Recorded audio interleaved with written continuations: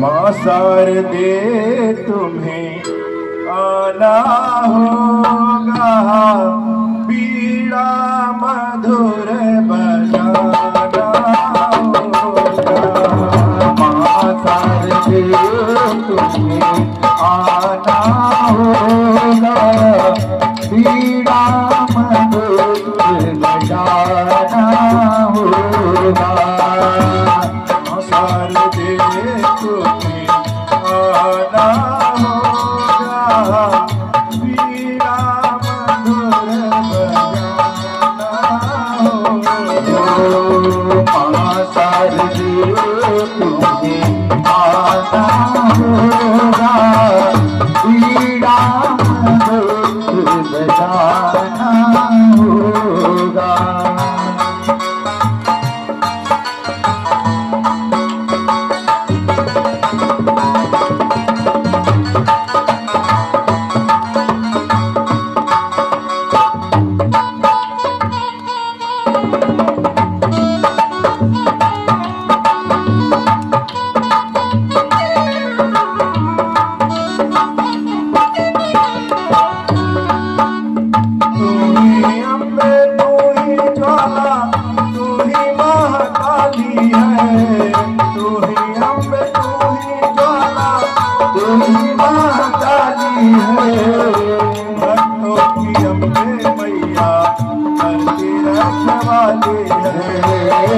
भक्तों की अम्बे मैया करती रखवाली है।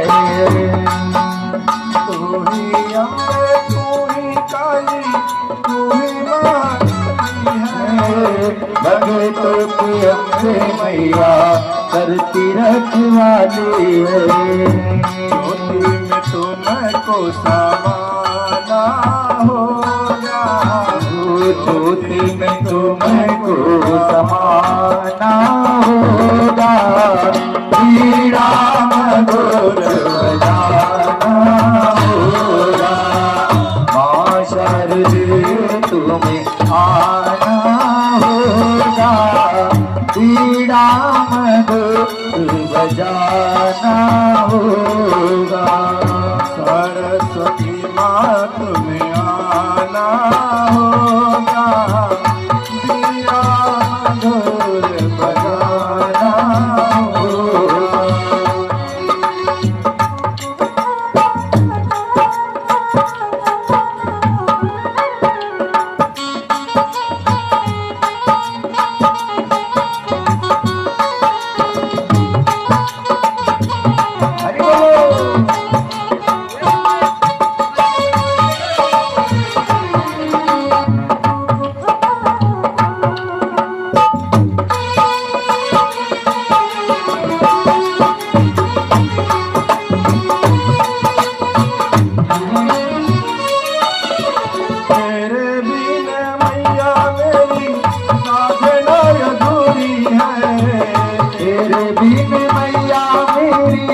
साधना अधूरी है। सबसे पहले मैया तेरी वंदना जरूरी है। सबसे पहले मैया तेरी वंदना जरूरी है। ताल से ताल मिलाना होगा, ताल से ताल मिलाना होगा। पीड़ा मधुर बजाना होगा। माँ शारदे तुम्हें आना होगा, पीड़ा मधुर बजाना होगा।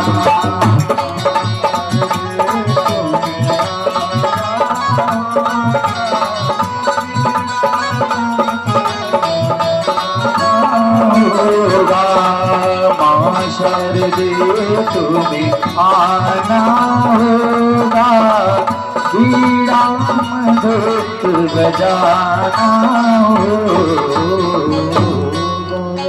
बोले सरस्वती मैया की, बोले भागवत भगवान की, बोले सावरे सरकार की। जय जय श्री राधे। जय श्री देव्यै नमो नमः। श्री गंगणपतये नमः। सच्चिदानंद रूपाय विश्वोत्पत्त्यादिहेतवे तापत्रय विनाशाय श्री कृष्णाय वयं नमः।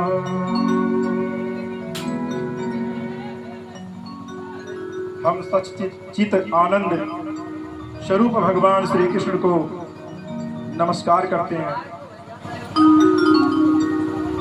वे भगवान श्री कृष्ण जो जगत की उत्पत्ति करते हैं, उसकी स्थिति करते हैं और विनाश करते हैं।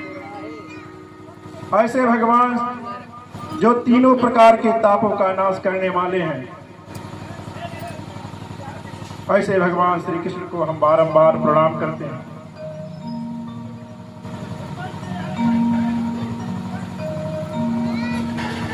वेदांत कहता है कि हम प्राणियों को घर त्याग कर ईश्वर की पूजा करने की कोई आवश्यकता नहीं है, ईश्वर की साधना करने के लिए कोई आवश्यकता नहीं है। भगवान का नाम गृहस्थ आश्रम में रह करके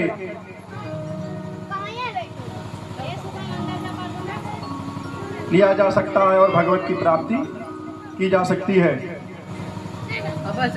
सूत जी महाराज कहते हैं, शौनकाद 88,000 ऋषियों से नैमिषारण्य में कह रहे हैं, ऋषियों घर बार छोड़ करके जंगल में जाकर के तपस्या करने की कोई आवश्यकता नहीं है। इस कलयुग में भगवान का नाम उठते बैठते जगते मन से लिया जाए, वही सबसे बड़ी तपस्या है। कह रहे हैं कि गोपियों ने कहीं घर नहीं छोड़ा था, छोड़ा था गोपियों ने। जो गोपी ग्वाल बाल थे घर छोड़ करके गए थे जंगल में तपस्या करने, नहीं न गए थे। और वे भगवान श्री कृष्ण को प्राप्त किए थे, भगवान को प्राप्त कर लिए। घर में रह करके भगवान के साथ खेले कूदे बड़े हुए, उनके नाम को जप जप करके और भगवत की प्राप्ति कर लिए थे। और भगवान उनका कल्याण किए। सबरी मैया भी जंगल में जाकर के तपस्या नहीं की थी। अरे सबरी ने कहा पर वेद पढ़े, गोपी कब गई पाठशाला। गजराज कहाँ पर मंत्र पढ़े, कुब जाने चंदन घिस डाला। सबरी मैया कोई वेद नहीं पढ़ने गई थी, कोई मंत्र सीखने गई थी। भगवान का नाम अपने भाषा में जो जानती थी वही नाम भगवान का जपती थी, और भगवान उनके आश्रम में ही आए अपने और उसको दर्शन दिए ना। उसी प्रकार से गोपी लोग कहीं पाठशाला में पढ़ने नहीं गई थी। भगवान श्री कृष्ण उनके साथ खेलते कूदते बढ़ते। और गजराज भी जब गज का पैर ग्राह पकड़ लिया था तो वो भी कोई मंत्र नहीं पढ़ा था, केवल भगवान विष्णु का नाम ध्यान लेकर के और एक कमल का पुष्प लेकर के उनको याद किया था। और भगवान नंगे पांव वहां दौड़े आए थे और उस ग्राह से गजराज की रक्षा की थी भगवान ने। इसलिए इस कलयुग में कहा गया है कि भगवान का नाम उठते बैठते जगते सोते लेना चाहिए और जीव का तभी कल्याण हो सकता है। कलयुग केवल नाम आधारा और सुमिर सुमिर न रूप रही उतर ही पारा।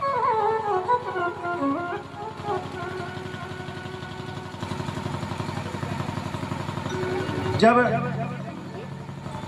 श्री सुखदेव जी महाराज राजा परीक्षित को श्रीमद् भागवत कथा सुना रहे थे गंगा जी के किनारे, इस भागवत की महिमा इतनी है। भागवत कहते किसे हैं? भागवत किसे कहते हैं? जो भक्ति, ज्ञान और वैराग्य और तत्व के द्वारा भगवत की प्राप्ति करा दे, उसे श्रीमद् भागवत कहते हैं। और श्रीमद् भागवत महापुराण साक्षात भगवान श्री कृष्ण का क्या है? रूप है। ये कोई पोथी नहीं है, इसको पोथी ना माने आप लोग, ये साक्षात कृष्ण जी हैं। बहुत जब पुण्य उदय होता है किसी का, तब उसके यहाँ श्रीमद् भागवत महापुराण हो पाता है और सुनने की उन्हें अवसर प्राप्त होती है। बहुत बड़ा पुण्य उदय होता है तब। और आपके यहाँ तो आपके गांव में श्रीमद् भागवत महापुराण साप्ताहिक यज्ञ प्रारंभ हो चुका है, आप लोगों का भाग्य उदय हुआ है। तब यह चौरसिया जी जाकर के हमको प्रेरित किए, तब हम यहाँ आए हैं। भगवान उन्हें हमारे पास भेजे, तब ना हम यहाँ आए। पैसे थोड़ी ना आ जाते, क्या जाते नहीं ना। तो कह रहे हैं, जब श्री सुखदेव जी महाराज राजा परीक्षित जी को कथा सुना रहे थे, राजा परीक्षित को श्राप लग गया था कि आज के 7वें दिन आपको तक्षक डस लेगा, यही श्राप लगा था। तो कहे भागवत इनका मोक्ष कैसे हुए? तो सब लोग श्रीमद् भागवत महापुराण सुनाने का बात कहे उनको। तो श्रीमद् भागवत महापुराण श्री सूत जी गंगा जी के किनारे राजा परीक्षित को सुना रहे थे। श्रीमद् भागवत पुराण की इतनी महिमा है, देवता लोग जब देखे वहां पर तो अमृत का कलश लेकर के वहां पहुंच गए और कहने लगे राजा परीक्षित जी से कि हे राजा परीक्षित, जो आप ये अमृत रूपी श्रीमद् भागवत महापुराण कथा आप सुन रहे हैं, यह कथा मुझे दे दीजिए, कथा हमें दे दीजिए। इसके बदले में आप ये अमृत रूपी घड़ा ले लीजिए, इसको पी लीजिए, आप अमर हो जाएंगे। तो सुखदेव जी और राजा परीक्षित क्या किए? देवताओं का अभिवादन किए, नहीं देंगे, मार्केट का खदेड़ दिए, ऐसा नहीं किए। उनका अभिवादन किए और कहने लगे, हे प्रभु, आप इसको ले जाइए, हमें नहीं चाहिए, यह अमृत रूपी कलश नहीं चाहिए। कहाँ ये अमृत रूपी कलश, कहाँ ये भगवान की अलौकिक कथा, इसमें आपका अमृत का कलश लगेगा? नहीं मुझे चाहिए, नहीं। कह रहे हैं, कहाँ ये आपकी जो है अमृत जो है कांच है और ये श्रीमद् भागवत मणि है, हम आपको ऐसा नहीं करने देंगे, हम नहीं देंगे। नहीं दिए। श्रीमद् भागवत को सुनने से, श्रवण करने से जब ब्रह्मा जी देखे कि मोक्ष हो रहा है, भाई श्रीमद् भागवत सुनने से मोक्ष की प्राप्ति होती है। अंत समय प्राणी का आ जाए, उस समय श्रीमद् भागवत का आधा श्लोक अगर प्राणी के कान में चला जाए तो उसका जो है सीधे मोक्ष हो जाता है और उसका पुनः पृथ्वी पर जन्म नहीं होता है, कभी नहीं होता है। इसलिए श्रीमद् भागवत की कथा आप लोगों को सुनने का अवसर प्राप्त हुआ है, तो आप लोग आकर के जरूर सुने श्रीमद् भागवत कथा। लेकिन श्रीमद् भागवत कथा कैसे सुनना चाहिए? मन लगा करके सुनना चाहिए, नहीं कि आप श्रीमद् भागवत कथा में आप बैठे हो और आपका मन जो है घर पर लगा हो कि मेरी भैंस अभी नहीं खाई है, हमको खेत में जाना है, कल नौगढ़ जाना है, हमको कल यह कार्य करना है, ये सब छोड़ दीजिए। मन लगा करके यहाँ बैठ करके श्रीमद् भागवत महापुराण का कथा आप श्रवण कीजिए।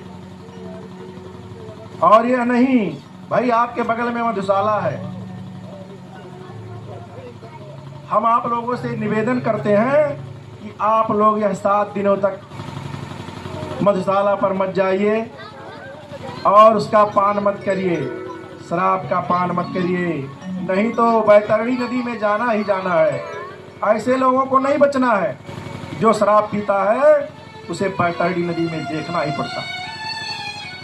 मांस और काया रूपी पीप और खून से भरी हुई वह नदी है।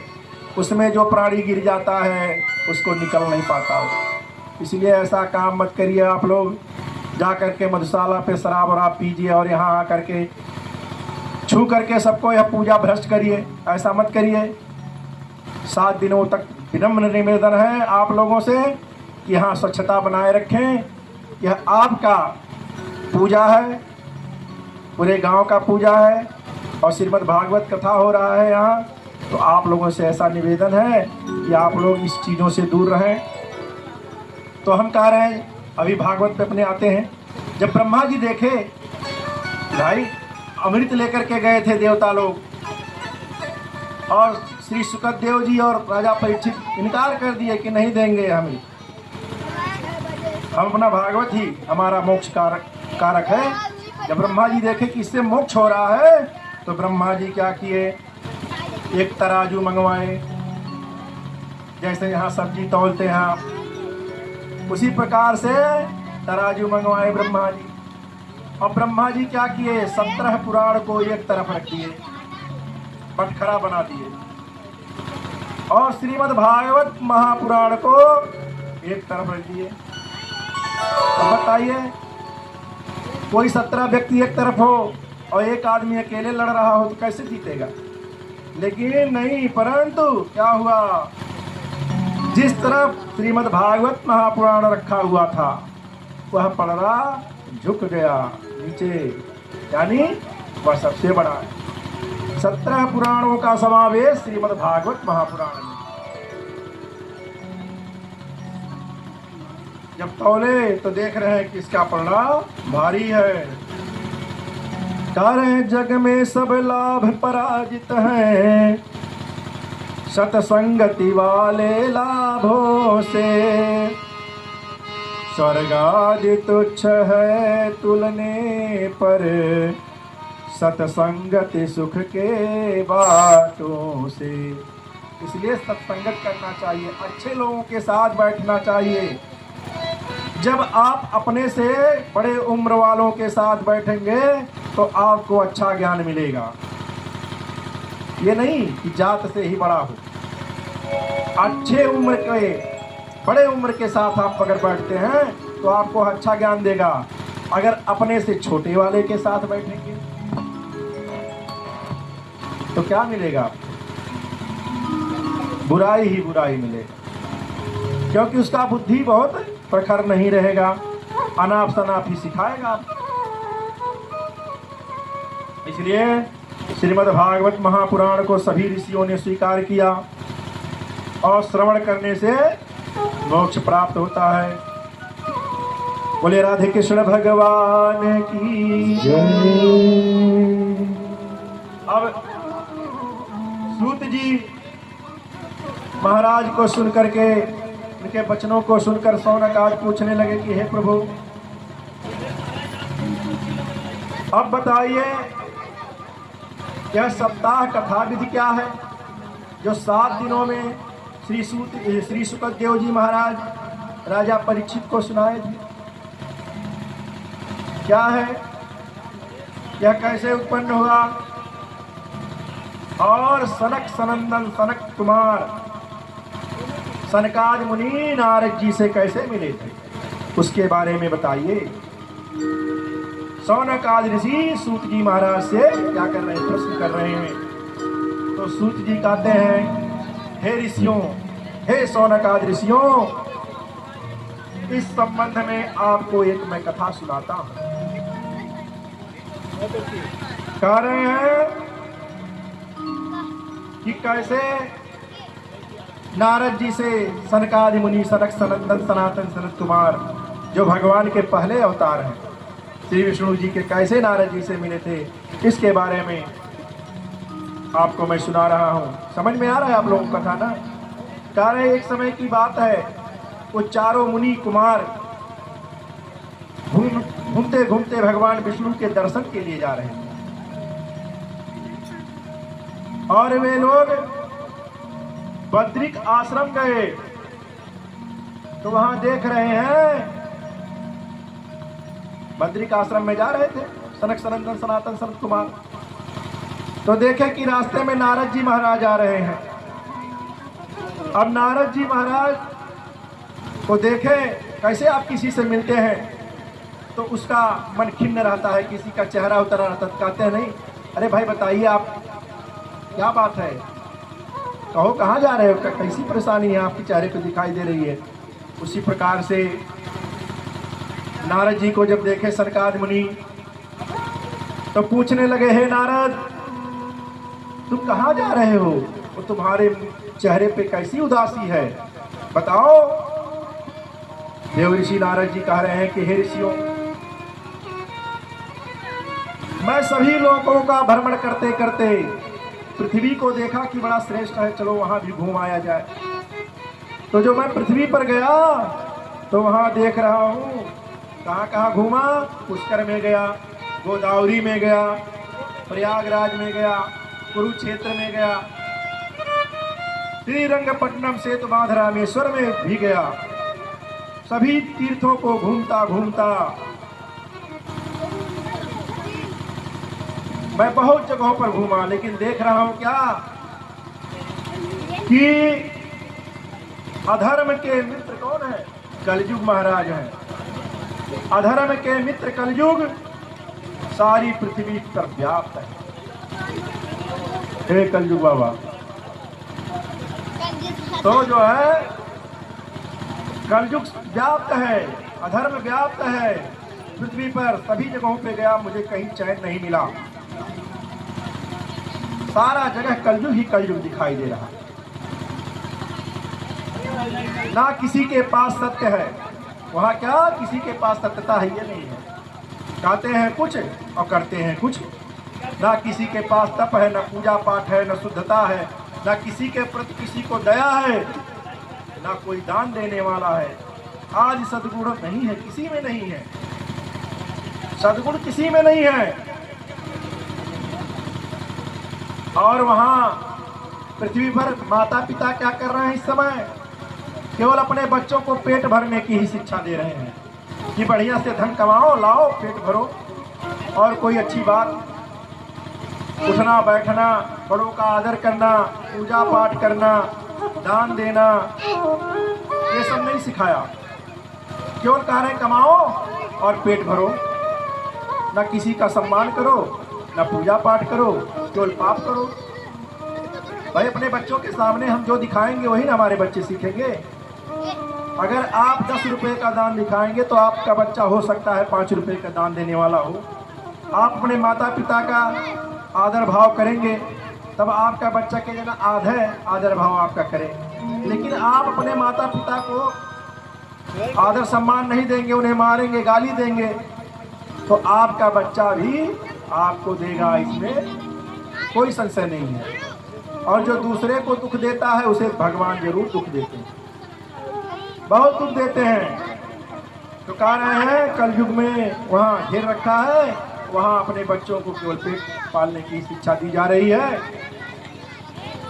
संत लोग क्या हो गए हैं, साधारण प्राणियों की तरह पाखंडी हो गए हैं। खूब बढ़िया चंदन वंदन लगा करके भंडारा पा रहे हैं जा करके, और फिर आकर के घर में सो रहे हैं। भगवान का भजन भी नहीं कर रहे हैं, केवल बढ़िया बढ़िया चोला पहन करके भंडारा खा रहे हैं, खूब देह बना रहे हैं। और गृहस्थों के तरह, जैसे गृहस्थ लोग ऊंचे ऊंचे मकान 2-2, 3-3 मंजिला का बना करके रहते हैं, उसी तरह संत लोग बना करके रह रहे हैं, इतना मोटा मोटा चैन पहने हुए हैं। जाइए अयोध्या जी में देखिए, ये सब क्या है, कलयुग का प्रभाव है। गलत कह रहे हैं। हाँ, और अधिक घरों में क्या है, साला ही मालिक, अपना भाई नहीं मालिक है, पत्नी का भाई मालिक है आपके घर का। अधिक घरों में देखिए आज है कि नहीं है। तो सबके घर में स्त्री प्रधान है, जो स्त्री कहती है वही होता है। पहले का समय था कि मर्द जो कह दिया बाहर वही होना है। आज नहीं, आज आप कह दीजिए घर में जाइए, तुरंत पंच हुआ कि आप ऐसा क्यों किए, हम जो कह रहे हैं वही होगा। स्त्री प्रधान नहीं हुआ। और पत्नी का भाई आपको नीति बताता है, हर काम में होम मिनिस्टर का ही चलता है। होम मिनिस्टर माने गृह मंत्री, जो घर का मालिक होता है। और आजकल ये भी हो गया है कि लोभ के कारण बहुत से मनुष्य क्या करते हैं, अपनी कन्याओं को बेच रहे हैं, पैसा लेकर के विवाह कर रहे हैं, दहेज नहीं दे रहे हैं। दहेज तो देना पाप ही है, लेकिन ये नहीं कि दहेज ना दे करके करें, उल्टा दहेज ले करके कर रहे हैं, बेच दे रहे हैं कन्या को, ऐसा भी है। और स्त्री पुरुष में इसलिए भारी कलह आज मच गया है। और बहुत से ब्राह्मण क्या करते हैं, वेद बेच रहे हैं, उनमें भी कमी आ गया। और जो स्त्रियां हैं अपनी सतीत्व को खो रही हैं और अपना विचार से जीविका चला रही हैं। बहुत सी स्त्रियां होती हैं इस प्रकार से कह रहे हैं कि हे सनकादि मुनि, मैं पृथ्वी पर घूमा और सब जगह पर देखा कि कलयुग का ही प्रभाव है, लेकिन परंतु मैं घूमता घूमता जब यमुना जी के किनारे पर वृंदावन में जाकर के पहुंचा तो वहां देख रहा हूं कि अभी भी कृष्ण की लीलाएं हो रही हैं। वहां जब पहुंचा तो देखा तो कुछ शांति मिली मुझे, लेकिन थोड़ा और आगे पर बढ़ा, जब यमुना जी के किनारे गया तो देख रहा हूं कि एक जवान स्त्री उदास मन से बैठी हुई है और देख रहा हूं कि वह स्त्री बड़ी व्याकुल है। और उस स्त्री के पास में दो वृद्ध, हमने कहा ना स्त्री तरुण है, तरुण माने जवान है, और व्याकुल अवस्था में बैठी हुई है। लेकिन उसके सामने ध्यान दीजिएगा, है बच्चों, क्यों आवाज कर रहे हो? कुर्सी पर बैठ करके आपको लोग कथा नहीं सुनना चाहिए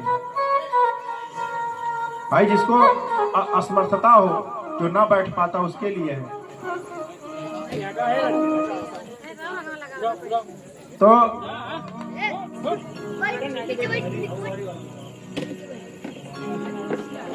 हम कह रहे थे कि देखे यमुना जी के किनारे जब गए, नारद जी कह रहे हैं तो देख रहे हैं एक जवान स्त्री बैठी हुई है व्याकुल मन से, और उसके दो पुत्र थे, बूढ़े अवस्थे में पड़े हुए थे, वृद्ध अवस्थे में। अब बताइए, स्त्री जवान है, माता जवान है और बेटे वृद्ध हो गए, ऐसा कैसे हो गया? और थोड़ी थोड़ी सांस चल रही है उन पुत्रों की, दोनों पुत्रों की थोड़ी थोड़ी सांस चल रही है, कब प्राण निकल जाए, किस अवस्था में पड़े हुए हैं। और वह स्त्री बैठ करके रो रही थी बेचारी, और कुछ स्त्रियां वहां बैठ करके पंखा झल रही थी उस स्त्री के पास में, समझा रही थी। नारद जी कह रहे हैं, प्रभु हे मुनियों, जब मैं वहां पहुंचा तो वह स्त्री मुझे देख करके बड़े बेहबल बाड़ी से पुकारने लगी, कहने लगी कि हे महात्मा, आप थोड़ी देर ठहर जाइए यहाँ आकर के। भो भो साधो क्षणं तिष्ठं मंचितामपि नाशय दर्शनं तव लोकस्य सर्वथा घरं परम। हे महात्मन, आप थोड़ा देर ठहर जाइए और हमारे चिंता को दूर कर दीजिए। नारद जी से वह स्त्री, तरुण स्त्री, जो जवान स्त्री बैठी हुई थी, वह कह रही है, क्योंकि संत का जब दर्शन हो जाता है तो संसार के जो सारे पाप होते हैं, ताप होते हैं, सब मिट जाते हैं। हे प्रभु, आप थोड़ा ठहर जाइए। जब मनुष्य के बहुत से पूर्व जन्मों का पूर्ण उदय होता है।